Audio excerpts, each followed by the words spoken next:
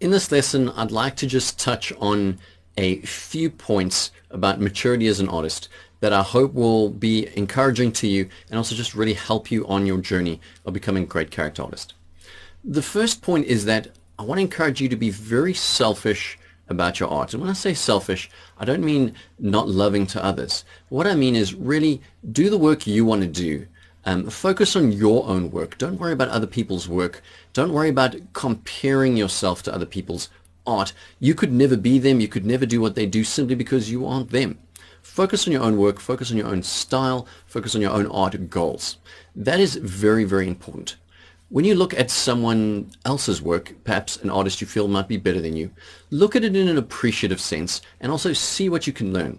But if there's something I want to caution you against, never, ever, ever, ever compare yourself to another artist. Once again, you are not that person. It is very, very likely that it is impossible for you to do work in the exact same way that they do it. It's just not possible. You're not them. You are you. So focus on your own work and your own self, in a sense, in terms of how you create art. Create art that you want to do, and in doing so, you're not pandering to the art that you think people want to see or that might impress others. Do art that impresses you. I think that's primarily what I want you to get from when I say be very selfish with your artwork. Create artwork that impresses you and that meets the standards that you would want of yourself. Next, I'd like to talk about fear. Now, I'm no stranger to fear in art, although I have to say these days I don't really worry about it that much. Of course, we will all experience fear in art and art making to some extent. The first thing I want to say is that if you have the time, if you have the inclination, and if you have the funds to do it, definitely buy a book called Art and Fear. It will be very, very helpful to you on your art journey, and it's definitely an excellent read, and it covers many of the fears that artists typically feel, right? So definitely consider buying Art and Fear. It is a great resource. It is a very valuable resource for you.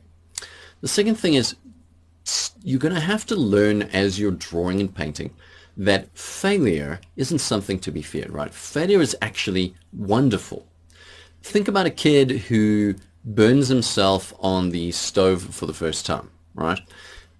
At that moment, sure, it does suck. I mean, he's burned himself and that's horrible. But he has learned something pretty valuable from that experience. And it's unlikely that he's going to make that mistake again, right?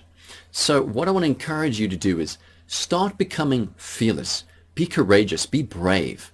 Don't stare at the blank page in trepidation. Don't worry about drawing or put it off or procrastinate because you're worried it might not be good. Who cares about good? What is good? I mean, do we have various ideals and standards of what we feel good is? It may vary from person to person.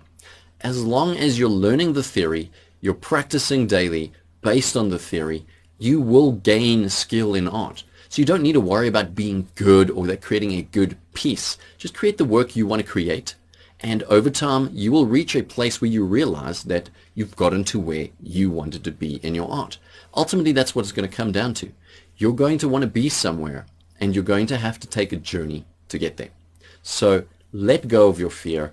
Maybe it's too easy to say that to you, to let go of your fear. But I want to encourage you. You need to be courageous. You need to be brave. And more importantly, you need to be willing to fail. You need to be willing to fail a lot. If you're unwilling to fail and you don't like the taste of failure, perhaps art isn't for you.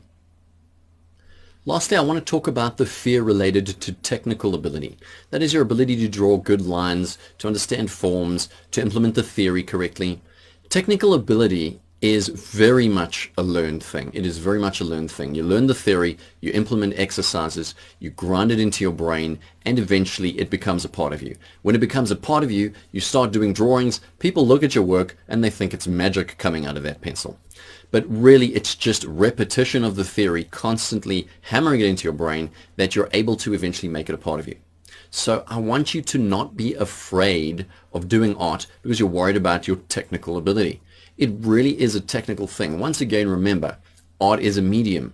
So when you're learning how to implement in this medium, it really is just a process of, well, this works and this doesn't work.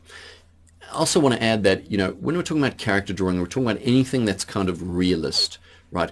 We're differentiating ourselves substantially from people who do abstract art and postmodern art and those other types of art forms. We really are realists, and the beauty about realism is rules. You learn the rules, you implement the rules, you get better at art.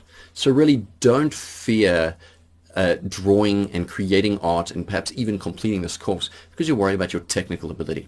You'll see after the course is complete that you will have the tools you need, the theoretical tools you need to start practicing and refining your technical ability into just a beautifully crafted, let's say, weapon of art, if you wish.